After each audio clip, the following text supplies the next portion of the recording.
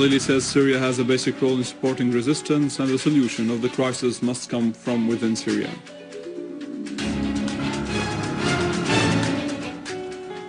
And a huge march in New Delhi in support of Syria, and Larijani condemns the Israeli attacks on Jamraya. Suicide attack near At-Taji prison in Baghdad, Iraq, leaves many casualties.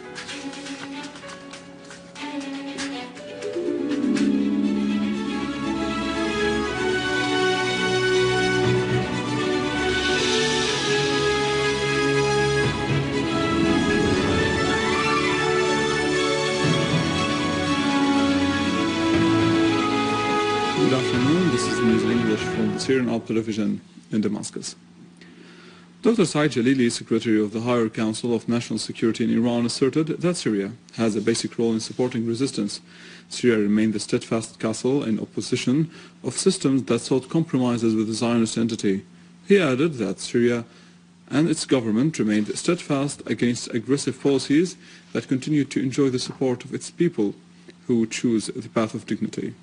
In a press conference in Damascus today, Mr. Jalili said that Syria defended its just cause and that is why it is now targeted by the plots of its enemies. Iran stressed from the beginning that the solution of the crisis would come from inside Syria. Supporting the Syrian people cannot come through destroying Syria's infrastructure. It rather comes from national dialogue. Mr. Jalili said that the aim of the plot against Syria is to make the Islamic world turn a blind eye to the crimes of the Zionists. The Zionists are plotting to compensate their weakness. However, they will regret their aggression on Syria exactly as they have regretted their previous wars. Jalili pointed out that the political program presented by President Assad would be a suitable base for national dialogue. He expressed hope that this dialogue would lead to positive results. He affirmed that the military solution is not the outlet of the crisis and that foreign intervention and violent acts of terrorism are all condemned. Iran supported the right to benefit from nuclear energy for peaceful purposes, but it strongly rejects the proliferation of nuclear weapons in the region and calls for emptying it of weapons of mass destruction.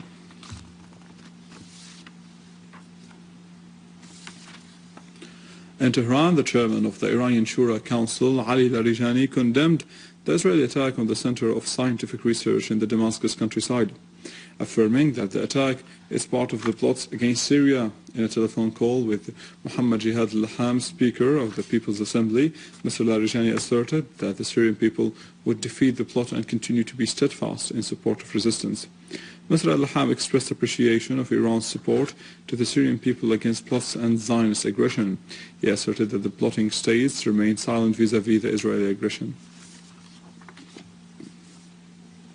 New Delhi witnessed a large popular march under the slogan Syria and India, Eternal Friendship. The march was joined by huge crowds from civil parties and societies in solidarity with Syria and in its war against terrorism and in condemnation of the Israeli attack on the Center of Scientific Research in Jamraya. The demonstrators marched to the Syrian embassy, greeting the Syrian army and asserting that Israel and the so-called Al-Nusra Front were partners in terrorist crimes against Syria and its people. They asserted that there was no difference between the crimes of Al-Qaeda in Mali, Libya, Afghanistan, Iraq and Syria. The parties of the Welfare and Direct Democracy in Mauritania condemned the Israeli raid on Syria and denounced the silence of the Arab League and the international community vis-à-vis this aggression. The two parties asserted that the cowardly raid exposed the unity of the aims of the armed terrorist gangs, the Zionist entity, the NATO states, and the Arab reactionary forces. They also condemned the policy of double standards applied by America and its allies in the region. They also called upon all the active national forces in the Arab arena to stand against the systematic attempts of sabotage targeting the Arab nation. The two parties reaffirmed their full support of Syria against this savage Zionist aggression.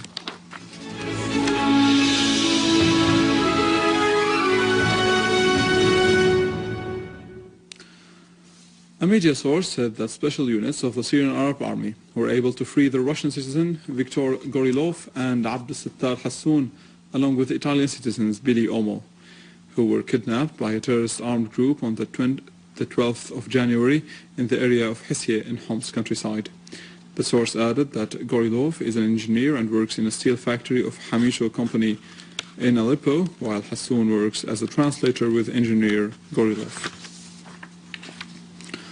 The Syrian armed forces and the border guard foiled a terrorist infiltration attempt from Lebanon in Talkalakh countryside in Homs countryside. Last night, an official source told news reporters that the terrorists tried to infiltrate from Adlin and Azir sites and the Syrian-Lebanese borders using vehicles and motorcycles before the army units repelled them, forcing them to retreat back into Lebanese territories. The source added that a unit of the armed forces destroyed a car equipped with a heavy machine gun along with the terrorists inside it near Al-Auja roundabout at the southern entrance of Al-Husn town in Talkalakh countryside. Within the same context, units of the Syrian Arab Army killed and wounded many armed terrorists who have committed acts of intimidation and attacks near the bus terminal area. One of the killed terrorists is Abdulaziz Mahmoud and another is Muhammad Yusuf. Also in Derbin village near Al-Rastan, the army destroyed a command center that was being used by the terrorist groups, including a number of vehicles equipped with heavy machine guns. Army units eliminated the terrorist gatherings in the northwestern sector of Daraya in Damascus countryside, destroying their weapons and dens. An official source told news reporters that the armed forces restored security and stability to the area extending from the cultural center and Sadiq al-Amin mosque. The source added that trenches and tunnels that terrorists dug around Al-Sadiq al-Amin mosque for storing weapons were discovered.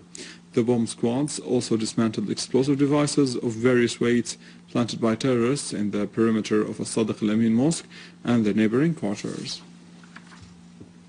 In cooperation with citizens and locals, a unit of the Syrian Arab Army eliminated a terrorist group on the road to Palmyra Deir Zor. Another army unit killed a number of terrorists in Al-Hawiqa and Al-Mayadin in Deir Zor countryside.